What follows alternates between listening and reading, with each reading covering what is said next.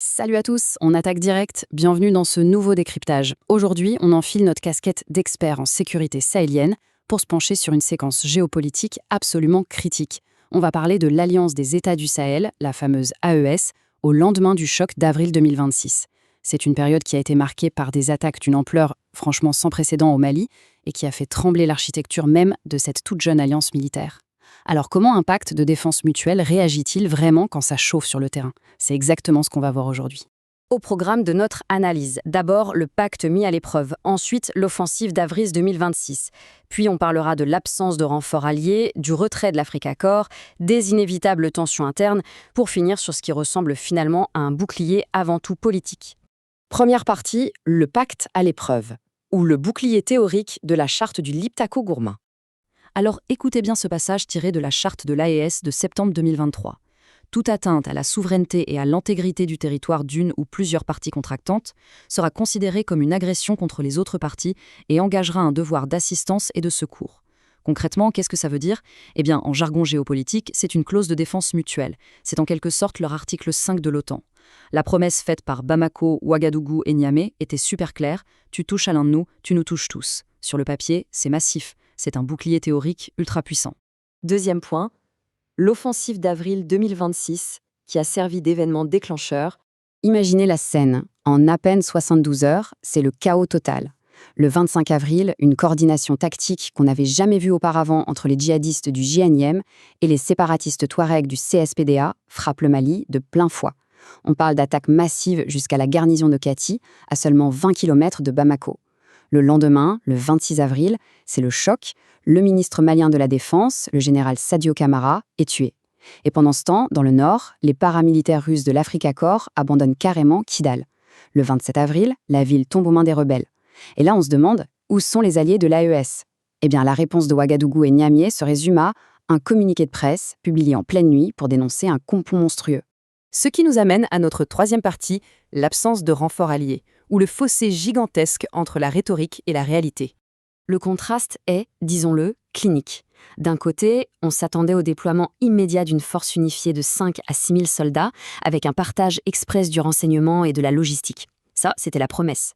Mais de l'autre côté, la réalité, zéro troupe au sol. Absolument aucun soldat burkinabé ou nigérien n'a franchi la frontière pour aider. Alors oui, il y a bien eu quelques frappes de drones isolées vers Sévaré et Kidal, mais tous les experts militaires vous le diront, elles sont arrivées beaucoup trop tard et n'ont eu aucun impact stratégique. C'était de la poudre aux yeux pour sauver les apparences diplomatiques. Et ce silence assourdissant sur le terrain, eh bien ça fracasse complètement la crédibilité du pacte. Mais pourquoi ils n'ont pas bougé? La réponse tient en un concept clé, la profondeur stratégique, ou plutôt son absence totale. Regardez bien la situation. Le Burkina Faso du capitaine Traoré est rangé par une insurrection djihadiste persistante et perd du terrain chez lui. Ses troupes sont déjà surmenées. Et le Niger du général Tiani?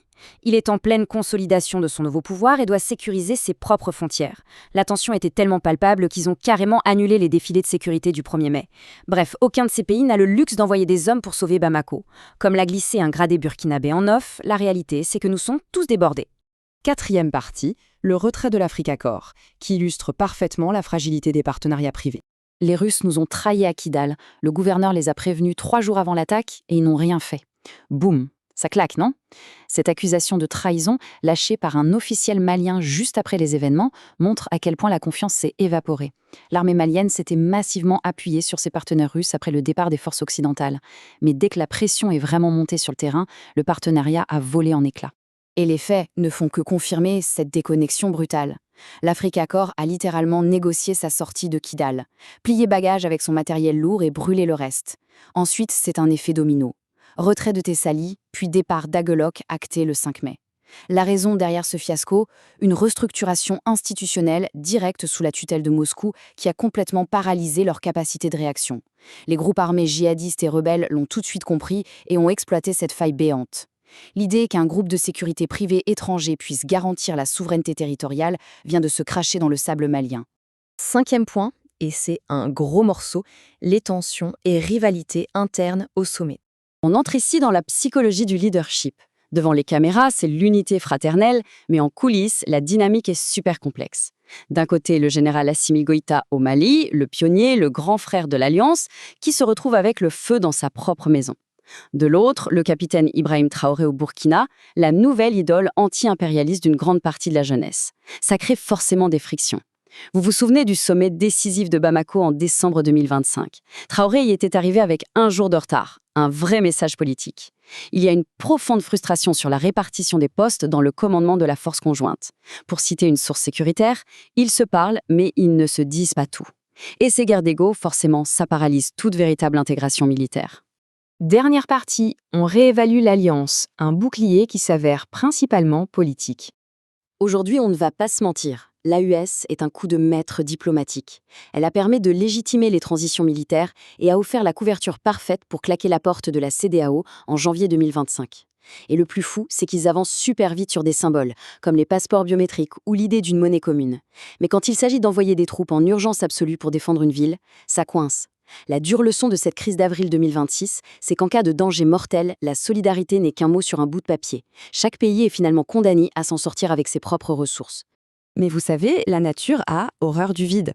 Face à ce fiasco sécuritaire et à l'isolement diplomatique, une nouvelle dynamique émerge pour contester l'AES, l'ADS, l'Alliance des démocrates du Sahel.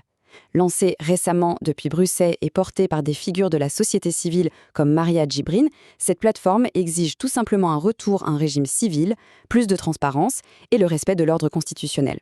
C'est la réaction politique directe, presque symétrique, à la faillite opérationnelle qu'on vient de décortiquer. Alors, on termine sur la vraie question de fond. L'Alliance des États du Sahel peut-elle réellement tenir sur la durée si elle ne sert que d'outil de légitimation politique ? Ou est-ce que l'histoire donnera finalement raison aux initiatives civiles, comme l'ADS, face à l'effondrement continu de la sécurité sur le terrain ? Je vous laisse méditer là-dessus, c'est une sacrée équation. C'était une analyse assez dense, mais absolument indispensable pour comprendre les vrais enjeux sahéliens aujourd'hui. Merci de m'avoir suivi et à très vite pour un prochain décryptage.